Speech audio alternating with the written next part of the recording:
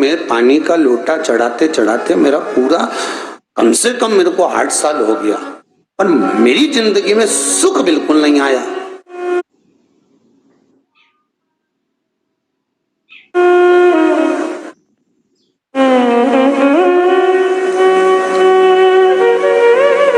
हमने कहा तूने कैसे चढ़ाया, वो भी तो सुने। तो क्या कैसे, क्या स्नान करा और मंदिर जाके लोटा चढ़ाया पानी का?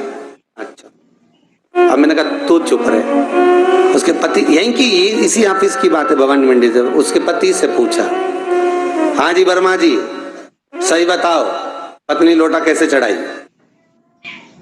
गुरुजी ना जाने कहाँ के महाराज के चक्कर में पड़ी, लोटा भर के पानी चढ़ाने जाए, नहाने के बाद बच्चा इतना सा रो रहा, चिल्ला रहा, पर उसको टच तक नहीं करे, किसी चीज के नहीं छुए, और बिल्कुल कोरी की कोरी साड़ी पहने, धुली हुई, पहले ही बाथरूम में टांग के धर दे, उसको कोई छू नहीं सकता, टाविल टच नहीं कर सकता, और ऐसी जाके शंकर जी के फिर लोटा चढ़ाए।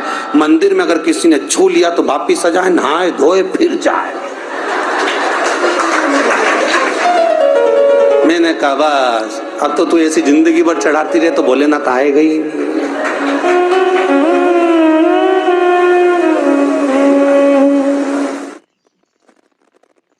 सत्य बोलो रे मिलेगा। कई लोगों ने पूछा शंकर को रिझाने के लिए कौन से कलर के कपड़े पहने कि शिव राजी हो जाए। शंकर को पाने के लिए कपड़ा बदलने की जरूरत नहीं होती, शंकर को पाने के लिए कलेजा बदलने की जरूरत होती है, शंकर मिल जाता है। कपड़े से शिव कभी नहीं मिला साहब। आप कौन से कलर के कपड़े पहन रहे हो, ये शिव प्राप्त नहीं करोगे हो। सफेद पहन लिए, लाल पहन लिए, केसर के पहन लिया, उससे शंकर नहीं मिल रहा हो। बहुत सारी रुद्राक्ष की माला धारण कर ली, हाथ में भी खूब सारा रुद्राक्ष पहन लिया, यहाँ पर भी पहन लिया, कान में भी रुद्राक्ष धारण कर लिया, जटा पे भी रुद्राक्ष लगा लिया, उससे शिव नहीं मिलने वाला हो।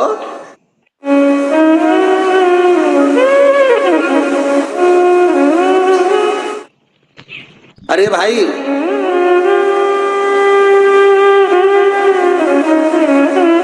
किसके पास में जा रहे हो आप जल चढ़ाने के लिए? जम के बोलिए जरा। शंकर जी के पास। शंकर जी कौन है?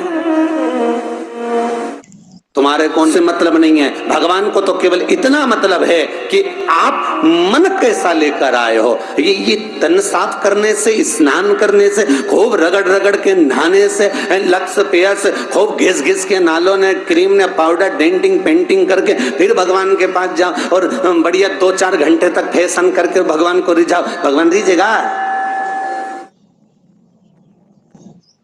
अरे गर्ग संहिता में लिखा है कि शंकर को एक बार प्रणाम करने का फल क्या है कि 10 अश्वमेध यज्ञ के स्नान का जो फल होता है वो मात्र शंकर को प्रणाम करने से मिल जाता है। कितना? 10 अश्वमेध यज्ञ के स्नान का जो फल है शंकर को मात्र प्रणाम करने से मिल जाता है। पर गर्ग संहिता कहती है कि 10 अश्वमेध यज्ञ के स्नान के बाद भी मनुष्य का जन्म वापिस मिल सकता है।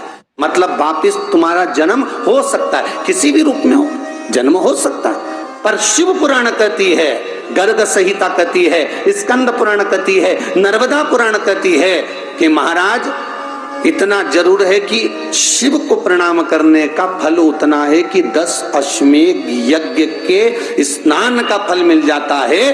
पर गर्ग संहिता कहती है कि शंकर के चरणों में अगर प्रणाम कर लिया तो ये पक्का है कि अश्वमेध यज्ञ का फल भले कट जाए पर शंकर के प्रणाम का फल नहीं कटता, उसका वापिस जन्म नहीं होता और वो शिव का हो जाता, वो शंकर का हो गया, फिर उसका जन्म नहीं है महाराज।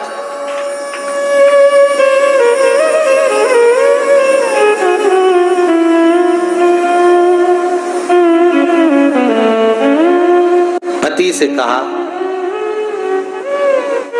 हाथ धो,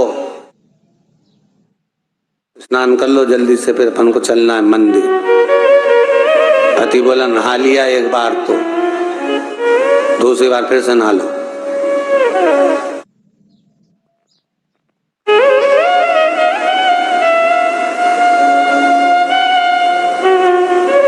गया। अपनी के ना माने तो कई घर में चंद्र घंटा से माथा भिड़ा। स्नान करा फिर आया। चल पलंग पे काय को बैठ गए?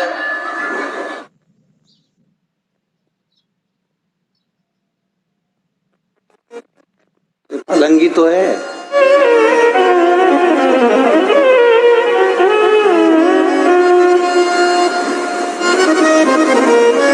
फिर सना के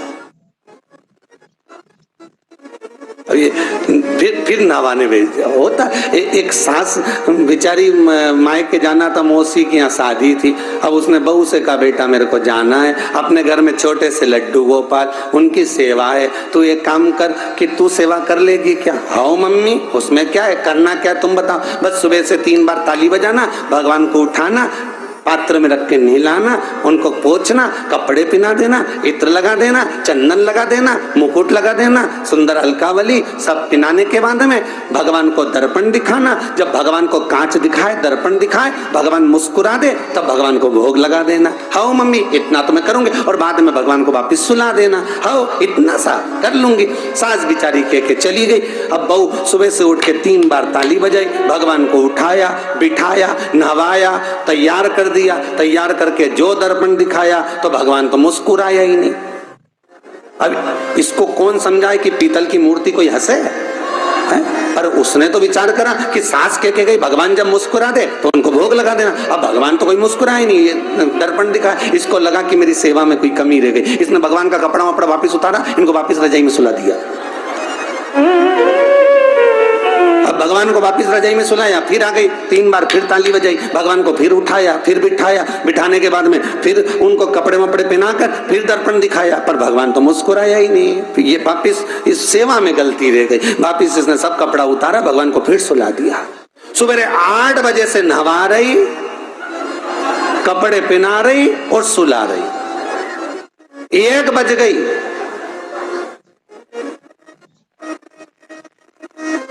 कुछ गलती रह गई होगी अपने सास के लिए। अब की बार फिर भगवान को नहवाया। भगवान भी मन में सोचे नहवाई नहवा रही, खवा तो कछु ना रही। 28 बार नहवा दिया। इसके बाप का क्या जाए, 29 बार भी नहवा देगी। सर्दी होगी तो हमको होगी, इसका क्या जाए। नहवा ही रही है और खवाती कुछ नहीं, फिर सुला देती है। फिर ताली बजाए, अब क्या फिर आ गई और 29वीं बार फिर बैठ गई और फिर भगवान को नहवाया, कपड़े पहनाया और पहनाने के बाद भगवान का श्रृंगार करके जैसे ही दर्पण उठाया, उठा के जो भगवान को दिखाने लगी, भगवान ने मन में सोचा अब की बार तो हंसी दूंगा, चाहे कुछ भी हो जाए। और भगवान दोनों दांत दिखा दिया। जैसे ही भगवान ने दांत दिखाया, इसने दर्पण रखा और जल्दी से भोग लाई, भगवान के जिमाया। भगवान के जिमाया, जिमने के बाद भगवान को फिर वापस सुला दिया। अब ये सुबह से जैसे ही आए तो भगवान पहले ही मुस्कुरा के, क्योंकि भगवान को मालूम है नवाएगी 25 बार का मतलब उससे हंसी दो, हंसने में क्या जाता। तो भगवान पहले से मुस्कुरा के बैठ जाए। अब एक दिन सास आ गई। सास ने कहा बहू अब सेवा मैं कर लूंगी। आओ मम्मी कर लो। मम्मी सेवा करने बैठी। मम्मी ने भी स्नान कराया, श्रृंगार करा, कपड़े पहनाए, मुकुट लगाया। सब लगाने के बाद जैसे ही सास कांच दिखाने के लिए दर्पण को उठाई, इतने में से मूर्ति में से आवाज आई, दर्पण तो तेरी बहू दिखाएगी, उसको बुला दे, बहुत जोरदार दिखाती, वो दिखा सकती, तू वापिस धर दे दर्पण, तेरे बस का नहीं। भगवान को भी लगा कि भैया सामने, अब इसमें कोई दिखावा था क्या? प्रेम, वात्सल्य था। भगवान भक्ति के बल पर ही था। फिर बैठ गए पलंग पे, नाव वापिस नाते नाते चले, मंदिर पहुंच गए और राम बेलपत्तर तो घर धरी आई। जैसे ही बोली बेलपत्तर घर धरी आई, पति इसको घूर के देखा, 2 बार नवाया है और बेलपत्तर रखी आई घर। ये पति से कहती कि तुम लेने जाओ, उससे पति पहले ही बोल दिया था कि मेरा तो आज घुटना बहुत दुख रहा, बहुत घुटना दुख रहा।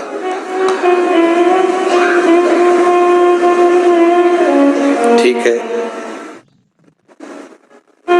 तुम बैठो, मैं आई अभी घर से। अब घर जाते जाते मालूम पड़े फिर कहीं का कुछ छुआ गया तो नहाने बैठ गई। फिर आई, इसकी जो पूजन की थाली रखी थी, कोई भगत आया बेचारा, उसने सोचा मंदिर की थाली है, सब चढ़ा चुड़ू के चले गया। सब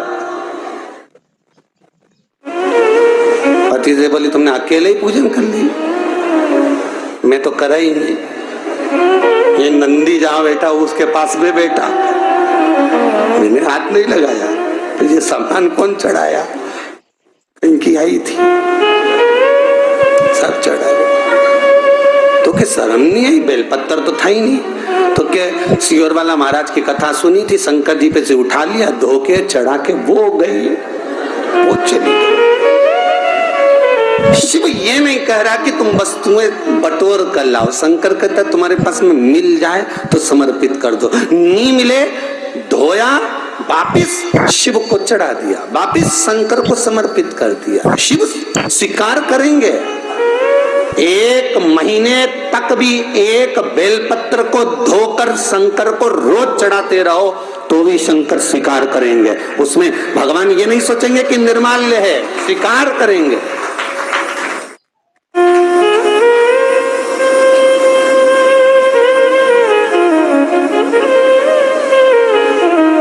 इसका मतलब ये नहीं है कि तुम मंदिर की घर से अगर पास में लगी हो, नजदीक में लगी हो, 8, 10, 15 घर छोड़कर कुछ थोड़ी दूरी पर भी बेलपत्र लगी हो तो लेकर जरूर जाना, नहीं तो कहीं कहीं की इतनी आलसन।